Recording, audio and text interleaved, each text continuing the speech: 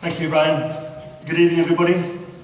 I also welcome the Lord Lieutenant, the High Sheriff, my Imam Umar, distinguished guests, aldermen, members both old and new, officers, my dear mother, friends and family.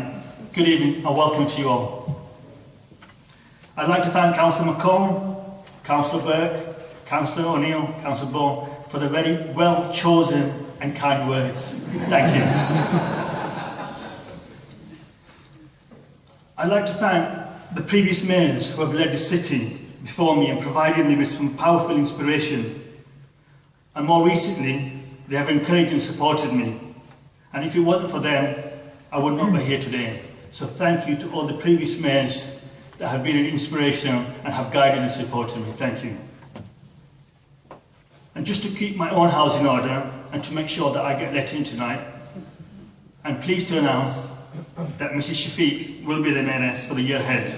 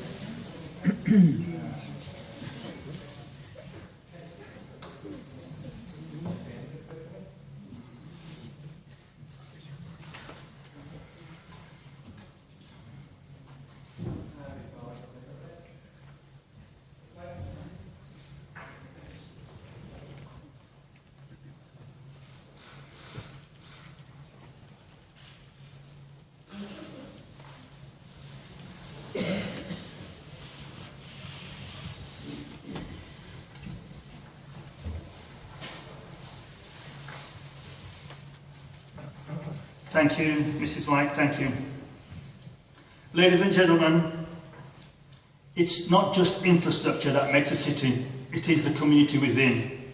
And as Deputy Mayor, I've had the honour of meeting and visiting a wide range of communities, societies and groups in the last year. And these individual groups have had concerns and worries and issues, each of them believing that they are unique to them.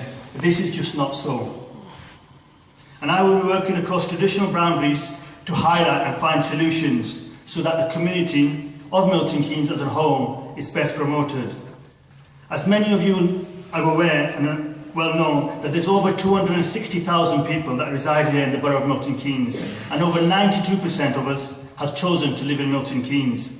167 different languages are spoken, making Milton Keynes a very diverse place. Councillor Brian White's theme as Mayor was to make Milton Keynes an international business hub. I want to follow on, want to make Milton Keynes a household name, not only in the cities and towns up and down the country, where our residents have moved from, but also the motherlands of all the diverse communities that have settled here in Milton Keynes. So when they do visit their towns and cities and their motherlands, they talk about how in Milton Keynes there are opportunities for business, for employment and leisure, and how we have an exciting and a developing community that offers something for everyone, a city that thrives on variety. We as residents need to successfully engage with the wider community and our values of unity, trust, honesty, and the role they play in our day-to-day lives. The spirit of the community is the foundation in which Milton Keynes in all its diversity was built on. We all have our parts to play, however little or large they may be.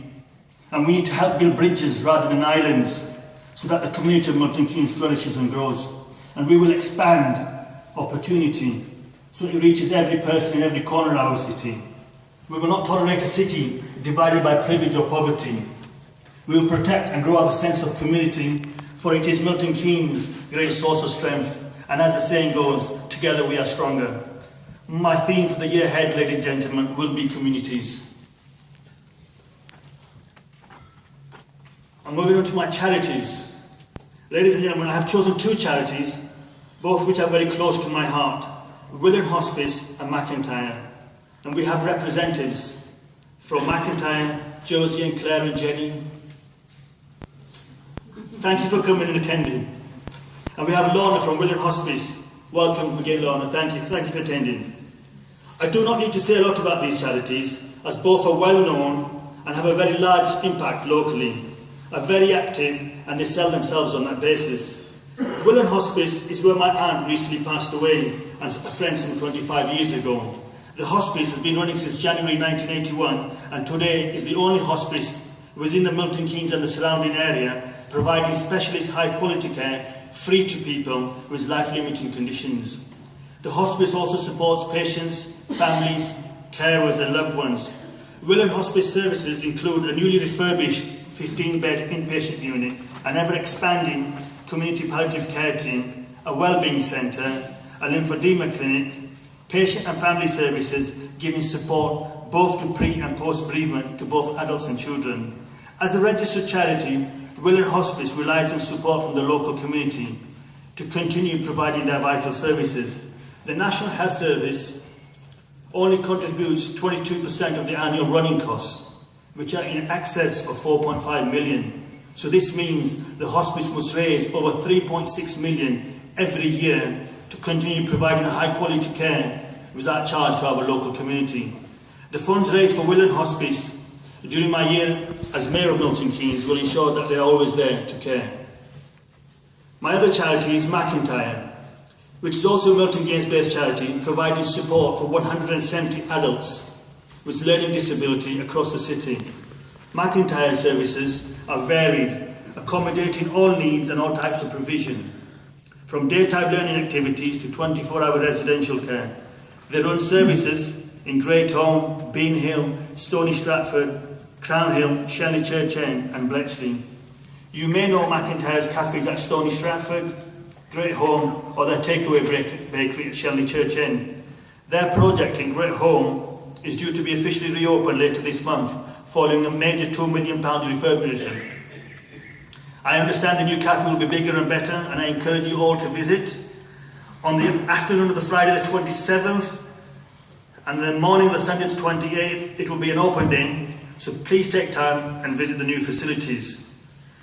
And also I will request you all to please take a moment to introduce yourselves to the representatives of my chosen charities to find out more about the great work they do. You will see them with their blue lovely t-shirts.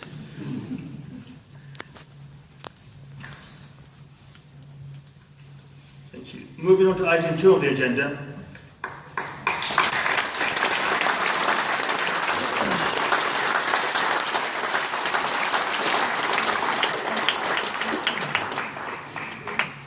Brian wants me not to miss this bit out.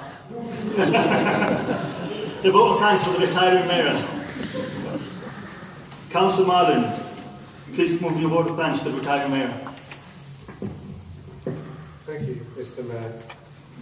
I stumbled into what is now Brian's ex-office this afternoon and said, "Brian, what should I say about you?"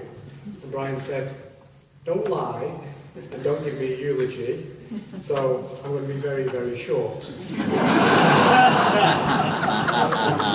I know that Brian attended 534 appointments as mayor, which, as you can imagine how many days there are in a year, that is an awful lot of appointments. I can't talk about each individually, although it does feel like he's posted about each individually on Facebook, so I enjoy reading about those. But I think there are just 3 that sums up Brian's year as mayor. The first, and I think it would be remiss of me not to mention Brian's appearance, nay, fated appearance, in Strictly MK.